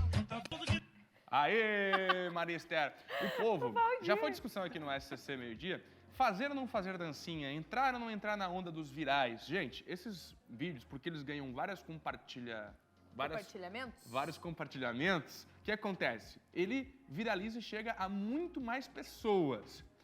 Aí a ideia é, você quer colocar a sua marca para mais pessoas? O vídeo viral pode ser uma grande alternativa. O público que você quer se comunicar, por exemplo, ele é adepto, ele assiste isso, Marisa? Ele brinca com isso também, Brinca com né, isso? Fernando? A verdade é, tá todo mundo entrando na onda. Por que não? Não é? Vamos lá então falar com o Valdir, ele vai contar mais desses frentistas que estão famosos na internet aí em Joinville, né, Valdir? É assim, ó. Preparei o melhor para o final, vou dançar, vai ter dancinha no final, pode ficar esperando aí, viu, Maria, Fernando? Mas antes deixa eu conversar com os artistas aqui, né? O Denivaldo, o Poço teve essa ideia, né? E aí viralizou, dobrou o número de views aqui, a gente conversa com o Denivaldo, que ele estava contando para mim aqui que ele do vídeo é o que dança melhor. Eu acho que não, acho que é o Tião não tá aqui, né? O Tião não está aqui no momento, né? Mas eu acho que o mais engraçado realmente ficou o Tião, com certeza, né? Agora conta pra nós, vocês ensaiaram, como é que foi? Não ensaiamos nada, foi de supetão mesmo, assim, a Larissa que veio com essa pra cima da gente, a gente aceitou o desafio e ela mostrou uma vez, a gente foi no embalo, por isso saiu um mais desajeitado que o outro, mas saiu perfeito ao mesmo tempo, né, porque acabou caindo no gosto de todos. Se tivesse saído alinhado, não tinha caído no gosto? Eu acredito que não teria saído no gosto das pessoas, não teria toda essa repercussão que teve. Agora, o Denivaldo, você disse que quando chegou em casa, o duro foi aguentar o mico, né? Da mulher, dos filhos, como é que foi? A mulher eu não digo que não tem, mas os filhos sim, né? Minha filha chegou em casa mostrando pro meu pai lá, rindo que se acabar sair água do olho dela de tanto rir, né? Olha o que o pai fez, né? E os vizinhos também, até a galera aqui do posto também acabou, né, pegando no pé, pegando onda, mas foi legal, foi muito divertido, né? Hoje eu acredito que todos gostariam de ter feito, na hora ninguém quis, né? Tá valendo, estamos aqui para contribuir com o posto, contribuir com a brincadeira, eu acho que isso que é o válido. A dimensão tomou aí, né, que você nem tinha noção, né? Você disse que chegou um motorista aí, um caminhoneiro de outro estado, já conhecia você. Verdade, ontem mesmo ele falou, você que é o cara do passinho, né? Teu vídeo tá lá em Rondônia. Eu falei, pô, já chegou lá? Mas faz parte, né? A internet hoje é rápida, então a gente sabe que toma proporções gigantescas muito rápido. Tá certo, ó, estão pedindo aqui no ponto para eu dançar. Vamos dançar nós dois? Você dá conta? Então, vou pedir aqui para a Larissa segurar o mic aqui para nós agora, produção. Atenção, segura aqui, faz favor aqui, Larissa. Peraí, volta comigo aqui. Vamos pedir a música então. Coloca a música no ponto aí pra gente, produção, vamos lá.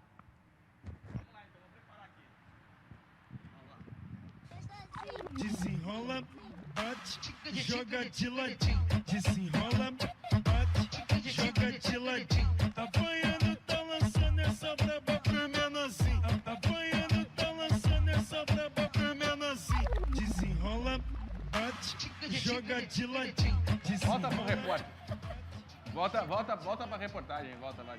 Tá bom. Muito bom, parabéns. Tá bom. Sou melhor aqui, né? Deixa quieto. Bom. Parabéns, muito bom. Valdir, você é demais. Que bom que você entrou na brincadeira. Viu só, agora eu preciso confessar, Fernando, que olha, você tá falando do Valdir, mas eu separei o nosso vídeo dançando pra mostrar pra vocês que estão em casa, pra dizer se o Fernando tem o remeleixo também.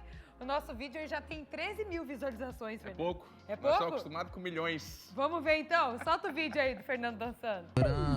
Olha a coreografia. Desenrola, bate, joga de ladinho. Desenrola, bate, joga de ladinho.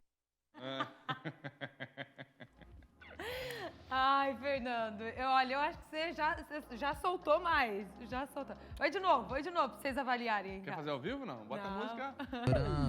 Olha a coreografia. Desenrola, bate, joga de ladinho. Desenrola, bate, joga de Eu ladinho. sensualizo ali com a perna. Não, faço você assim, né? vai ali, ó.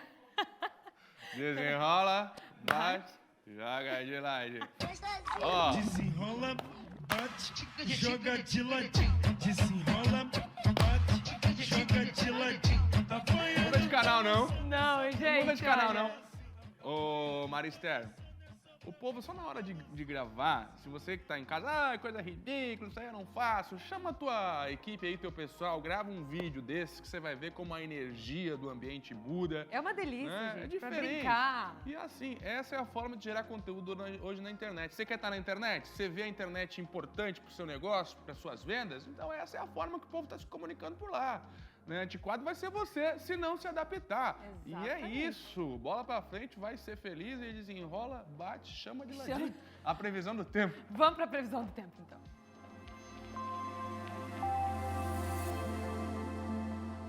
Semana começando com sol e tempo firme aqui em Santa Catarina. No Planalto Norte e também no Litoral Norte, tem chance de chuvisco ao longo do dia. E aí no restante do nosso mapa, vocês vão ver que é tempo seco. Tem sim algumas nuvens, né, em alguns momentos, mas com relação às temperaturas, que o dia amanheceu bem mais fresquinho, vocês vão ver que dá uma boa amenizada agora. Os termômetros vão ficar aí entre 22 e 26 graus e não passa disso. Então também não vai esquentar, né? Ó, na região oeste, mínima de 9, máxima de 24, mais ameno. Meio oeste, amanheceu hoje com 7, chega a 23 graus. Na Serra, gente, 5 graus hoje pela manhã. Algumas cidades ali, eu tava vendo Urupema, Bom Jardim da Serra, os termômetros marcaram 2,5, né, perto de 3 graus, mais frio ainda.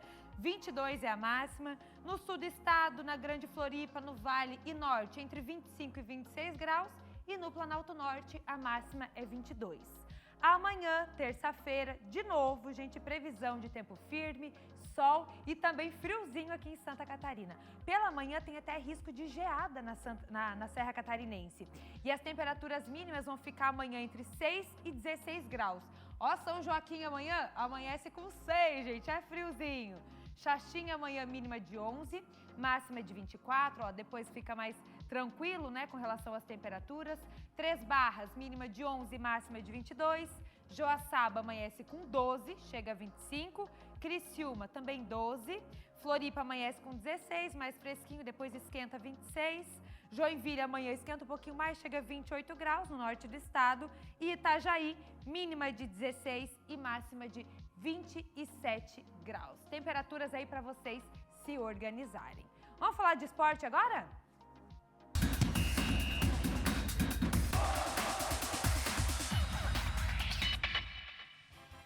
Bom dia! Tá começando a semana e o esporte aqui no SCC SBT. No final de semana teve catarinense em campo, hein? O Avaí viajou até São Paulo para enfrentar o Corinthians pelo Campeonato Brasileiro Série A. O Leão da Ilha perdeu por 3-0 do Timão. O destaque da partida foi o jogador Roger Guedes, que marcou todos os gols. No total foram 3 gols, 2 na primeira etapa e 1 na segunda. Após a partida, o técnico do Avaí, Eduardo Barroca, falou sobre o objetivo da equipe. Olha só. O campeonato do Avaí é viver dia após dia os melhores treinamentos, manter sempre a chama acesa da competição interna entre os jogadores e pensar jogo a jogo como uma final de Copa do Mundo. Viver jogo a jogo, buscar pontuar todos os jogos. É um campeonato longo, é um campeonato de oscilações, de momentos, e é um campeonato que a gente vai precisar contar com todos, e é dessa forma que a gente vai pensar. O Avaí volta a campo só na próxima segunda-feira contra o Goiás. E hoje tem Figueirense pelo Brasileirão Série C contra o Altos do Piauí. Agora, nesse domingo, o D'Alessandro fez sua despedida dos gramados, né? O ídolo do Internacional não podia ter um final melhor. Beira-Rio cheio, gol, vitória e muita homenagem.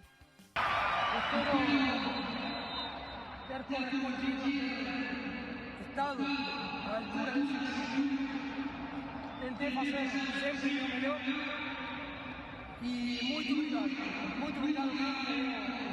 A partir da manhã não tinha mais intenção.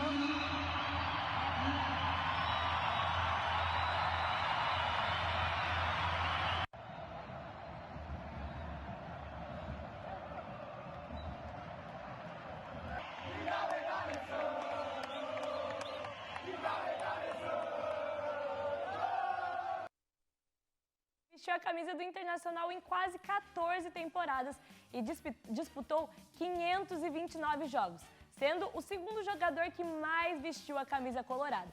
sem dúvida um grande jogador e que tenha muito sucesso nessa nova fase. Agora bora falar de surf? O brasileiro Felipe Toledo foi campeão da etapa de Bells Beach, na Austrália. Ele estava de aniversário nesse final de semana, então foi um presentão para ele, hein?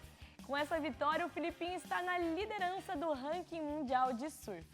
Que notícia boa, hein? Antes de encerrar o SCC Esporte, eu quero te lembrar que hoje é o último dia para enviar um vídeo do nosso desafio. Se é bom de bola, manda um vídeo para o nosso WhatsApp mostrando as suas habilidades, que amanhã eu vou mostrar para vocês os selecionados, hein? Agora o SCC Esporte fica por aqui e agora é com a Maria. Valeu, Dominique. Bora participar, hein? O desafio. Tá chegando gente boa de bola por aqui. Vamos pro intervalo. O SCC Meio-Dia já volta.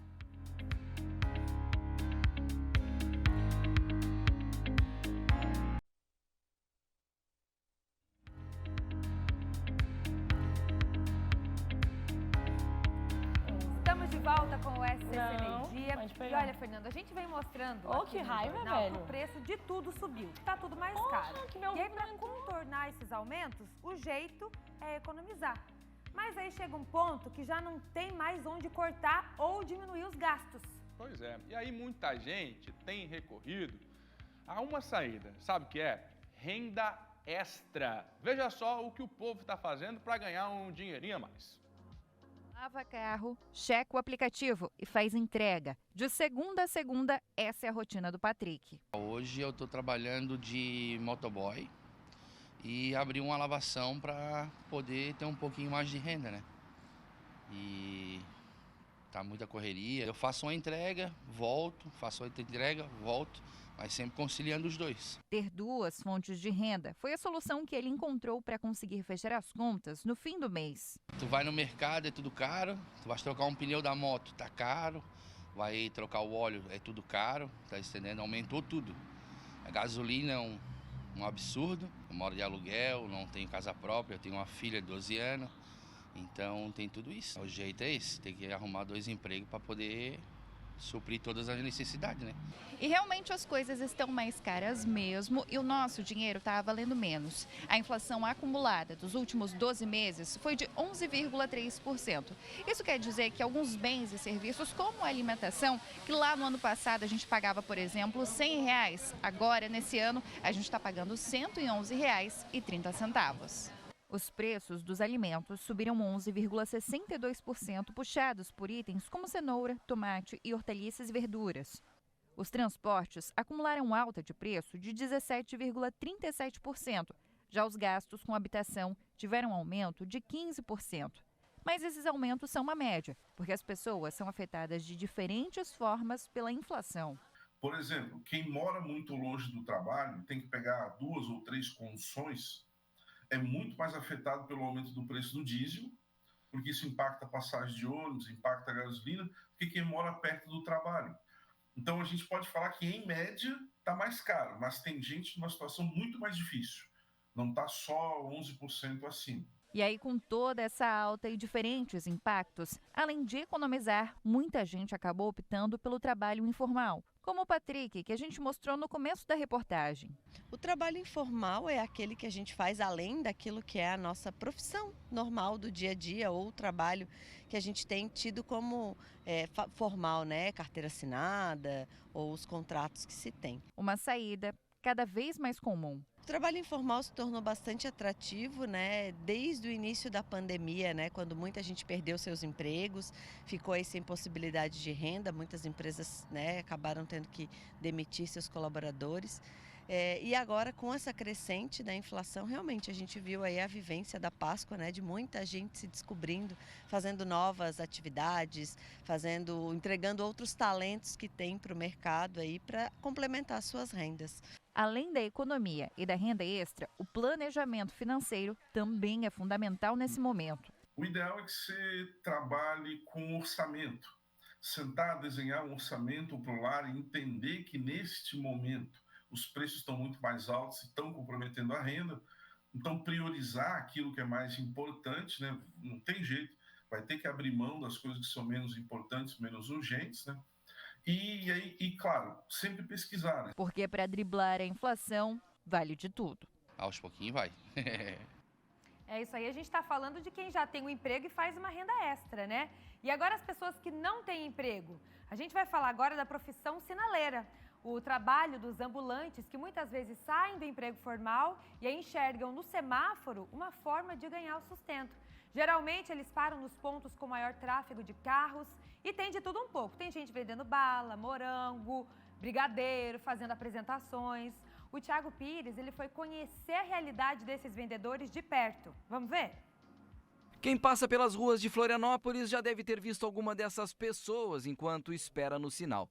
Se percebe cada vez mais o uso das ruas para pedir, vender ou se apresentar. Aqui na Beira-Mar é um dos locais onde há maior concentração destes comerciantes e artistas que ganham a vida na sinaleira.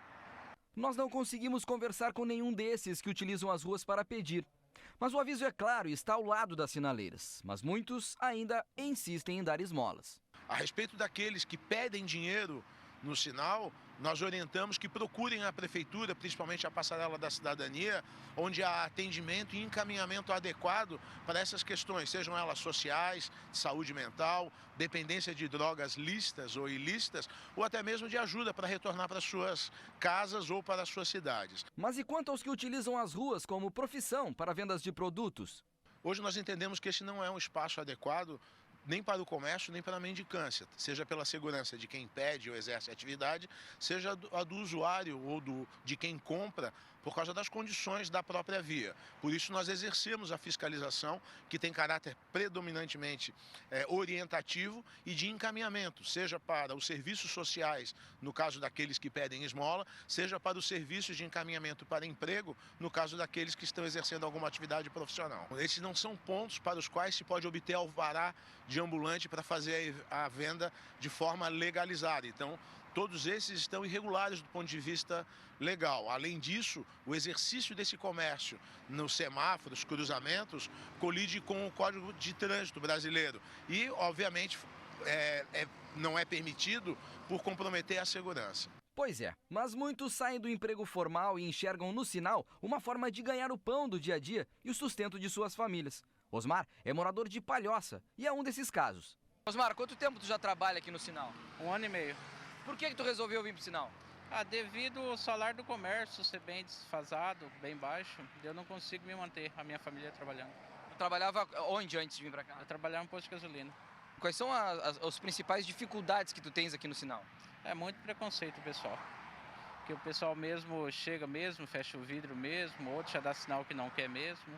A gente é tratado que nem fosse um mendigo, alguma coisa assim. Muita gente mesmo nem leva bala, geralmente sempre ajuda, né? Aí eu fico em média de 8 horas por dia trabalhando aqui.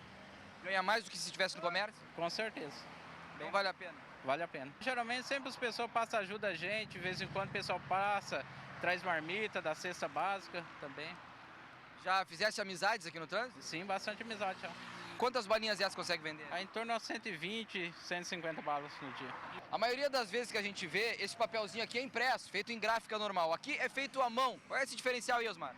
Tudo à mão, porque assim, tem muita gente que eles fazem mesmo, que eles não têm necessidade, né? De poder fazer. O pessoal acha que é tudo pedinte mesmo. Eu não, eu estou trabalhando, por isso que eu faço desse jeito mesmo. Diz uma coisa, aqui tem um valor, tem um Pix, o número do Pix. Além da venda, tu recebe caixinha, aquela gorjeta especial? Sim, sempre ganho. Bastante vezes ganha. Quanto já ganhou de gorjeta no mês aí? No mês é difícil falar, mas só no sábado mesmo eu ganhei R$160. Fora a venda, só de gorjeta? Fora a venda, só de gorjeta. Osmar, realmente compensa as várias horas correndo para não perder nenhuma venda. Mas além dos comerciantes, existem os que transformam as ruas em um palco. É a oportunidade de mostrar seus talentos e ganhar um valor em troca. Olha, um dos personagens mais conhecidos aqui da capital é o palhaço de trânsito. Aqui, pronto, com seu mascote aqui para nos receber. E aí, palhaço, com o teto tranquilo? Joia, suave. E esse como é o nome do teu mascote aí? Rato. Simplesmente Rato. Sargento Rato. Quanto tempo já que faz essa animação no trânsito? 18 anos, cara. Muito tempo, né? 18. Aqui em Florianópolis há quanto tempo? 8. Como é que para ti, qual é a tua satisfação plena de poder, quem sabe naquele momento de maior estresse do trânsito, tu tá fazendo as pessoas sorrirem? A maior satisfação que me deu é poder dar uma dica para salvar vidas, sabe? Já aconteceu que pessoas falaram, cara, logo que você falou que coloque o cinto, eu tive um acidente e se não fosse porque coloquei o cinto, eu havia morrido.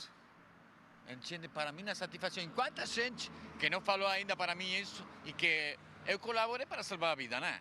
Em um dos momentos da apresentação de humor, ele finge aplicar a multa ao motorista e, escondido, ele pede aquela ajudinha para deixar passar.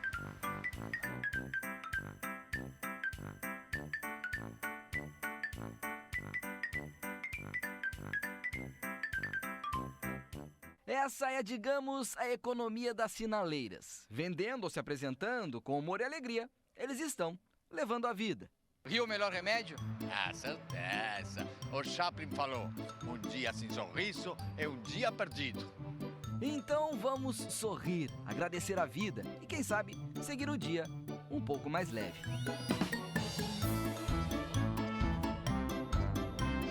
Três minutos faltando para 1h da tarde. Cada um se vira com o que pode, é ou não é? Vamos à política? Está chegando aqui Cláudio Prisco e o primeiro assunto é o governador Carlos Moisés, republicanos, tentando trazer o MDB. E aí, será que entrega o governo momentaneamente para a Sopelsa nesta articulação, hein, Prisco? Boa tarde. Boa tarde, Fernando. Boa tarde a todos. A jogada é essa. É também uma forma de moeda de troca.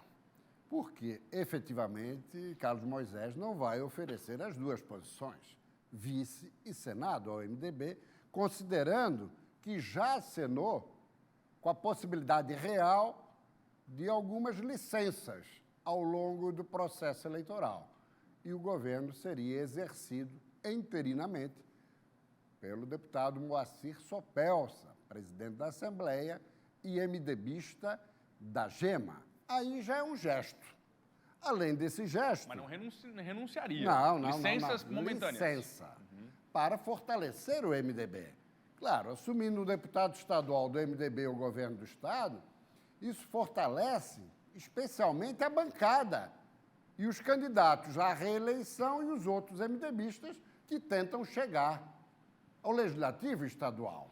Agora, o MDB... E aquece a base também, né? Hein? Aquece os militantes. Sem dúvida. Agora, o MDB vai ter que escolher entre ser vice com Moisés, que uma vez se reelegendo, esse vice tem tudo para assumir o governo e concorrer à reeleição, já que Moisés deverá, uma vez reeleito, concorrer ao Senado, ou optar pelo Senado.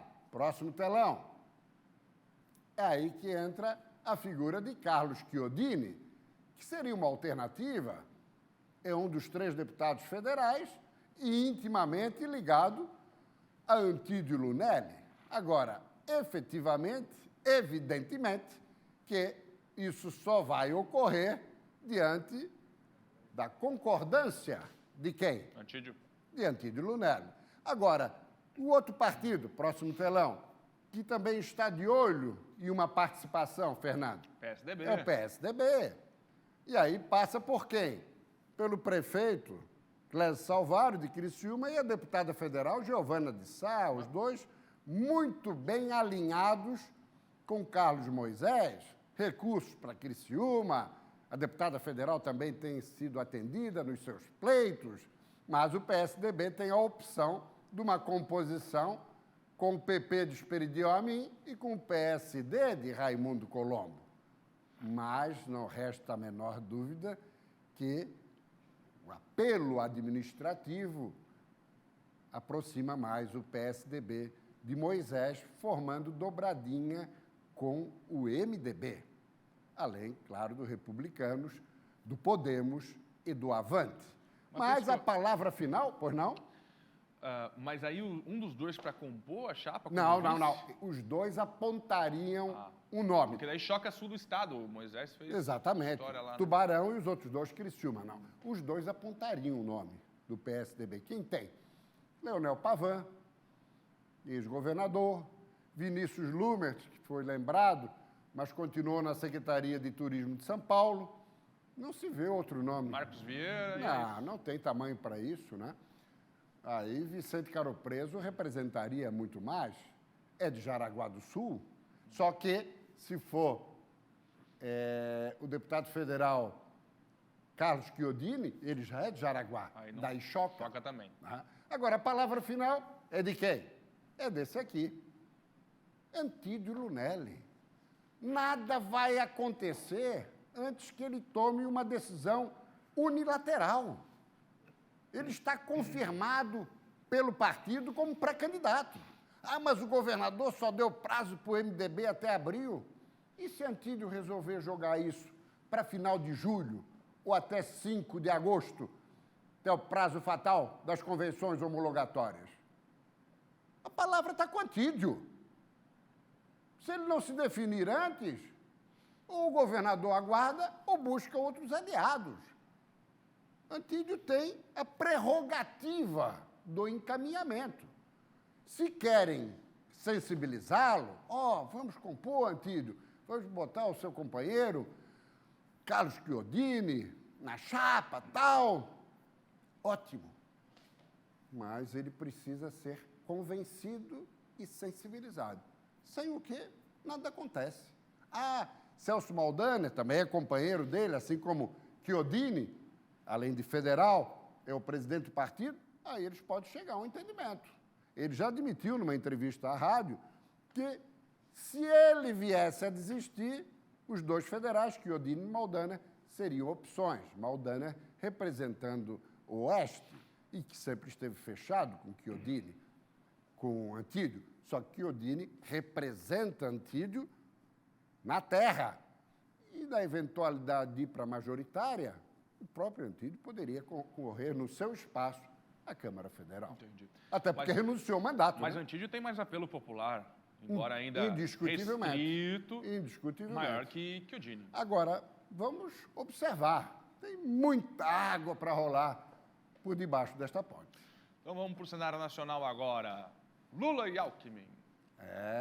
Meu amigo, foi algo inexplicável, memorável. Vamos assistir. Roda. A luta de vocês, a luta sindical, deu ao Brasil o maior líder popular deste país, Lula! Lula! Viva Lula! Viva os trabalhadores do Brasil!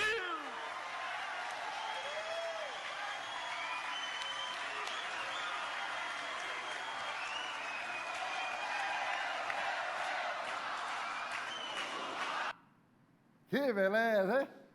Que beleza, o homem chegou a perder a voz. Ele que sempre foi muito recatado, discreto nas suas manifestações, chegou a ficar rouco.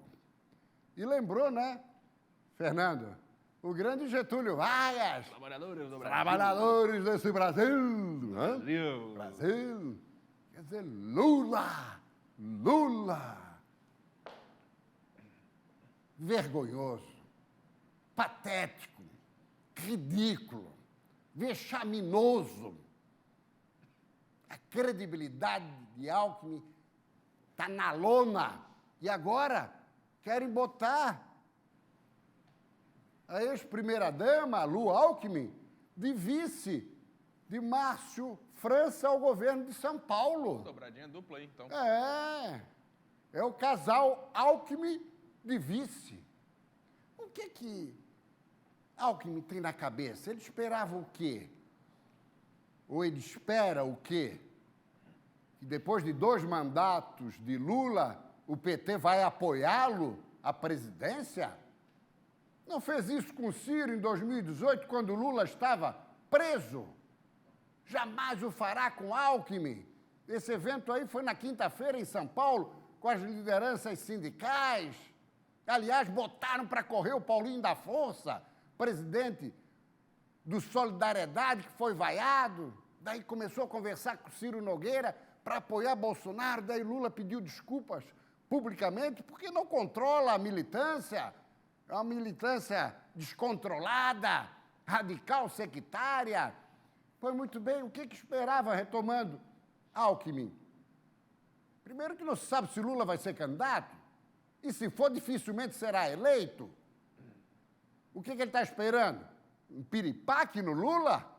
uma vez eleito e ele assumiu o governo, olha, é o fim da picada. Oh, fecha. Está aqui, o Alckmin aqui é governador. Governador de São Paulo. E lá à direita, fazendo o símbolo do Dória, é o Alexandre de Moraes, à época secretário de Segurança Pública, em campanha por quem? Por João Dória Júnior e Bruno Covas, na eleição à Prefeitura de São Paulo em 2016. Olha só, Alexandre, o Pequeno, em campanha pelo PSDB, só que agora o Alckmin já está com o Lula. E quem vai ser o presidente do Tribunal Superior Eleitoral, que vai comandar as eleições deste ano? É Alexandre de Moraes. Esse cidadão que já foi filiado ao PSDB. Ele vai presidir as eleições com toda a carga de imparcialidade, isenção, bom senso e equilíbrio, hein? Que espetáculo. Vamos lá. Solta o Bolsonaro agora. Eu não consigo entender o Tribunal Superior Eleitoral. Virou lá um grupo fechado. TSE Futebol Clube. O que se fala é lei. Até você vê há poucas semanas o Alexandre de Moraes falou que quem desconfiar do processo eleitoral vai ter o registro cassado e preso. Ô Alexandre, eu estou desconfiado. Vai empreender? Vai caçar meu registro? Que democracia é essa? Você pode ver. Nós podemos desconfiar de tudo. Eu acho que até quando você desconfia e debate, você aperfeiçoa. Não tem nada que não possa ser mudado. E não vai ser dessa forma. Decisão de ministro. Desafiou. E aí, Alexandre de Moraes? Vai tomar alguma atitude? O brasileiro aguarda, ansioso. Segundo trecho. O próprio Barroso, há pouco tempo, esteve nos Estados Unidos debatendo lá, né? Como tirar um presidente da República. E a gente vê certos absurdos que acontecem. Quando fala interferência, o ministro Barroso foi dentro da Câmara dos Deputados, interferiu, né? E a PEC do voto impresso foi derrotada. É uma interferência clara. Tá? Ele agora no debate com Tabata do Amaral, numa live, me trata como inimigo. Ou seja, que democracia é essa? Fazem política. São ativistas políticos. Ministro do Supremo Tribunal Federal. Barroso era o presidente do Tribunal Superior Eleitoral. Naquele episódio da apuração de 2020, que ele concentrou em Brasília, tirou dos estados e travou tudo. É esse mesmo. Lá no exterior, conversando, fazendo política. Porque é o seguinte, ou elegemos o Lula ou qualquer outro, mas não pode ser o Bolsonaro. Tem um vídeo. Vamos lá? Mas eu estou muito preocupada com as eleições desse ano. Para mim, não é óbvio que a gente já derrotou Bolsonaro. Para mim, essa arrogância, essa falta de diálogo de vários setores podem entregar o poder para o Bolsonaro. E como a Natuza, eu morro de medo do que vai acontecer. Vai ficar muito mais violento para o ativista, para as instituições, para o jornalista sério, para a política que tenta fazer um trabalho sério e diferenciado, porque as ameaças que a gente recebe só vão piorar. É uma bobinha, né? É uma bestalhada. Jornalismo sério? Da Globo Lixo? E ela faz política séria? Que conversa mole é essa? Que papo furado é esse? Próximo trecho agora com o Barrosão. É preciso ter uma compreensão crítica de que há coisas ruins acontecendo, mas é preciso não supervalorizar o inimigo. Nós somos muito poderosos, nós somos a democracia, nós é que somos os poderes do bem. É preciso enfrentá-los, mas sem a sensação de que nós perdemos. Nós somos poderosos. Nós somos o bem. Nós somos a democracia. Que isso? Onde que nós estamos? E como é que é? Ele elegeu um presidente da República eleito pelo voto como inimigo? Onde nós estamos? Vamos lá? Lewandowski. O Supremo Tribunal Federal, no momento de paralisia, de inércia das autoridades públicas, teve um importante papel de apontar caminhos a serem seguidos pelo governo federal. Sinalizar caminhos? Que caminhos? É o executivo que define os caminhos. Vocês têm que tratar de julgar, se ater aos processos, aos autos. Quem legisla é o Congresso. Quem realiza e faz gestão é o Executivo. E, para encerrar, bota aí, porque esse aí está substituindo o Barroso.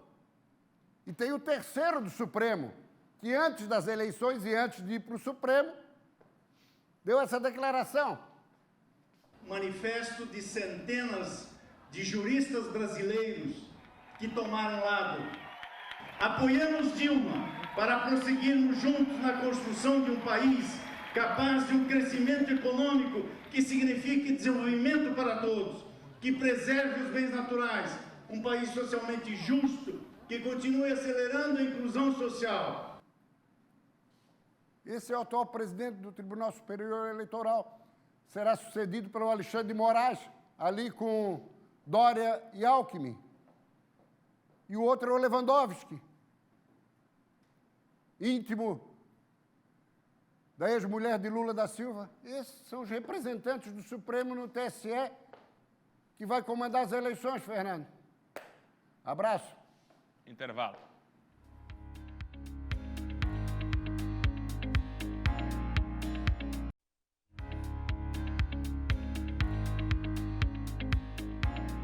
A gente vai continuar a nossa conversa lá nas redes sociais. Aproveite para seguir a gente. Muito obrigado pela sua companhia. Amanhã a gente está de volta, 11h30, se Deus quiser. Cuide-se e até lá, Maristela. Tchau, Fernando. A gente segue com A Tarde é Nossa. Vamos lá.